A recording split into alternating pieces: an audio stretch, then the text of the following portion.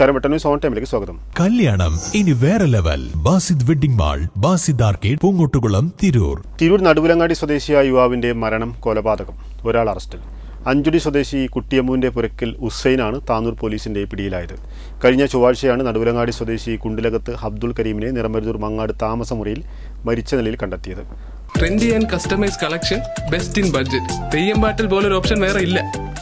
അബ്ദുൽ കരീമിന്റെ കഴുത്തിൽ ഞെരുക്കിയ പാട് വ്യക്തമായതോടെയാണ് കൊലപാതകമെന്ന സൂചനയിലേക്ക് പോലീസ് എത്തിയത്. കരീമിന്റെ തലയിൽ ഇടിയേറ്റതായി ഇൻക്വസ്റ്റിൽ കണ്ടെത്തിയിരുന്നു. തുടർന്ന് നടത്തിയ അന്വേഷണത്തിലാണ് പ്രതി പിടിയിലായത്. അബ്ദുൽ കരീമിന്റെ കൂടെ മുറിയിൽ വന്നിരുന്നവരെ കേന്ദ്രീകരിച്ച് നടത്തിയ അന്വേഷണമാണ് പ്രതിയിലേക്ക് എത്തിയത്. കൂടെയുണ്ടായിരുന്ന 3 പേരെയാണ് പോലീസ് സംശയിച്ചിരുന്നത്. സംഭവം അറിഞ്ഞ ഉടനെ തന്നെ അവരെക്കുറിച്ച് പോലീസ് അന്വേഷണം ആരംഭിച്ചിരുന്നു. സംഭവത്തിന് ശേഷം നാട് വിട്ടതോടെ ഹുസൈനിലേക്ക് സംശയം വ്യാപിപ്പിച്ചു. മൊബൈലിന്റെ സിം കാർഡ് വീട്ടിൽ ഊരിവെച്ചതിന് ശേഷമാണ് ഇയാൾ മുങ്ങിയത്. ഇതോടെ കണ്ടുപിടിക്കാൻ വളരെ പ്രയാസപ്പെട്ടു.